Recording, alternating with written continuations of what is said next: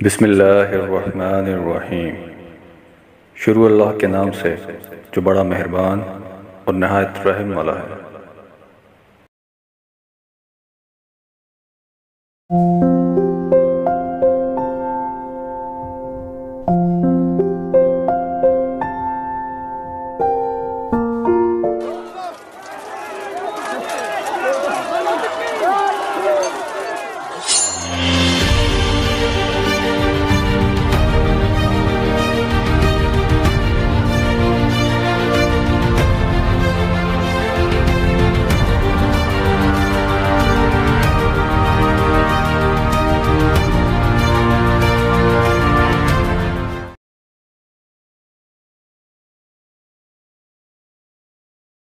یہ واقعہ شوال ذی-القعدہ 5 ہجری مارچ 627 عیسوی کا ہے، جب مشرکین مکہ نے مسلمانوں سے جنگ کا فیصلہ کیا۔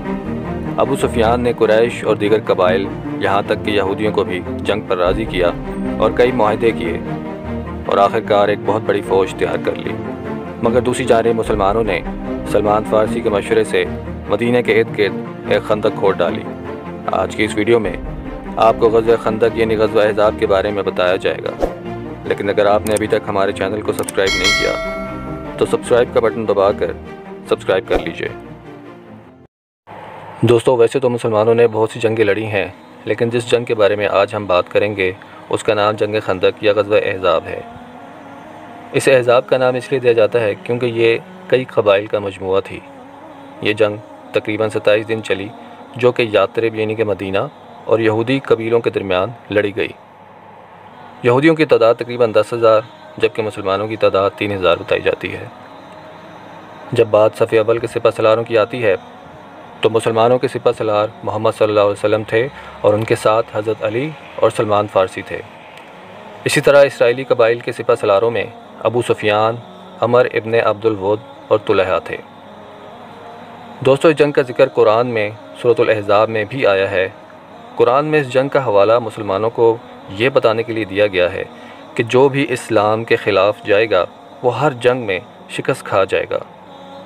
صحیح بخاری کی حدیث میں ہے کہ احزاب کے دن رسول خدا صلی اللہ علیہ وسلم نے فرمایا کہ اس جنگ کے بعد ہم ان یعنی کافروں پر حملہ کرنے جائیں گے اور وہ ہم پر حملہ کرنے نہیں آئیں گے۔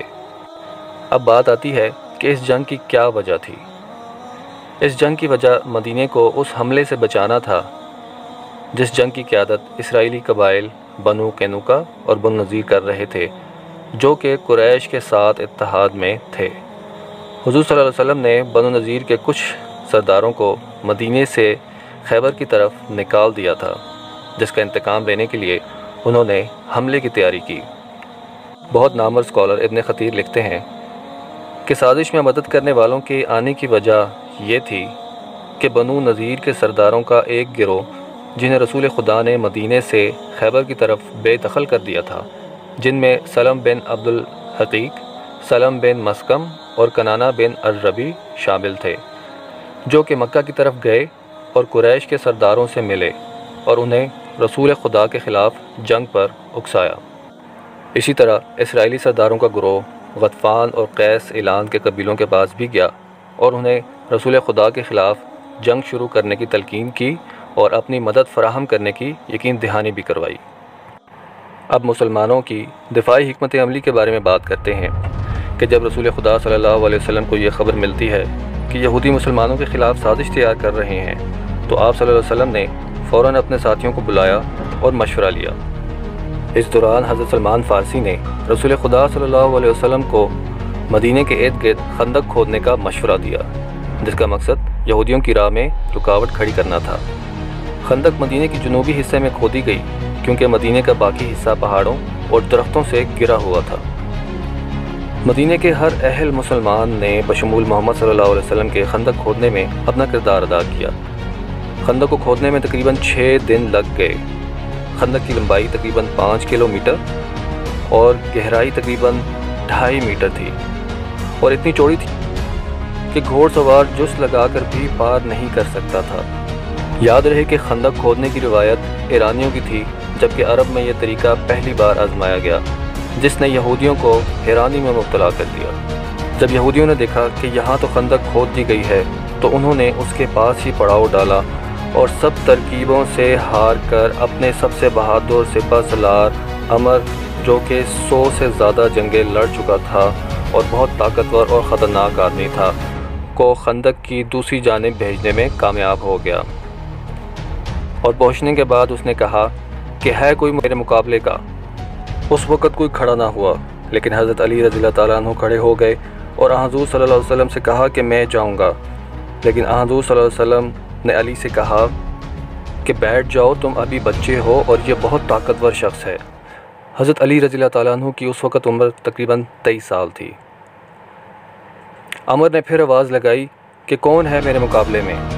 حضرت علی رضی اللہ تعالیٰ عنہ پھر کھڑے ہو گئے، لیکن آپ صلی اللہ علیہ وسلم نے انہیں پھر بٹھا دیا۔ عمر نے پھر کہا، کہاں ہے تمہاری جنت جس کا تم لوگ دعویٰ کرتے ہو کہ شہید ہوں گے تو جنت میں جائیں گے؟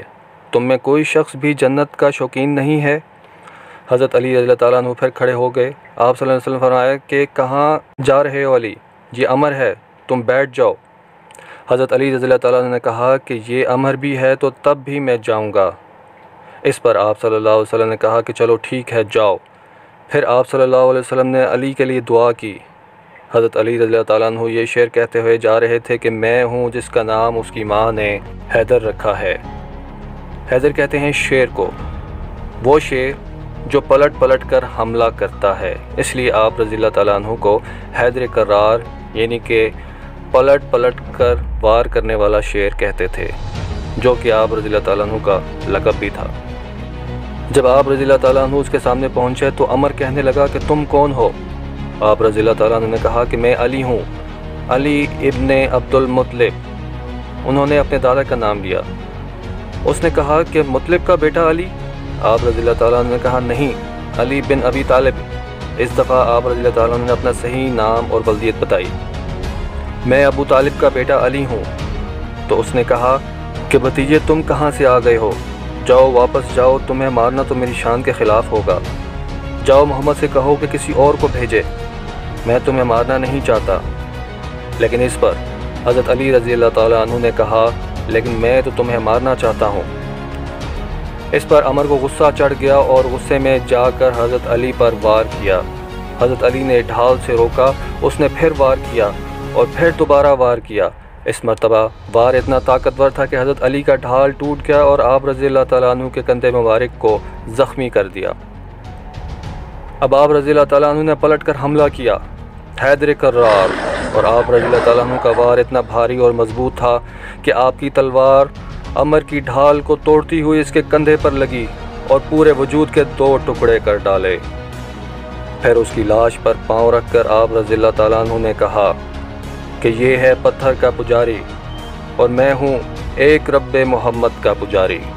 اس کے بعد کفار کے حوصلے پست پڑ گئے اور مسلمانوں کی کھودی گئی خندق کی وجہ سے مسلمان جو کم تعداد میں تھے دشمن کی فوجوں کو شکست دینے میں کامیاب ہو گئے،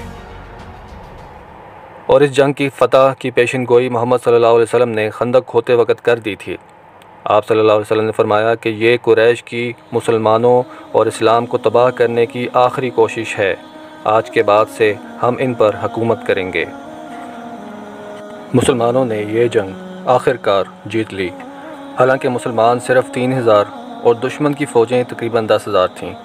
اس کے علاوہ مسلمانوں کی صرف 1 سے 5 شہادتیں ہوئی تھیں، جبکہ کفار اپنی فوج کا 80% بندہ گوا بیٹھا تھا۔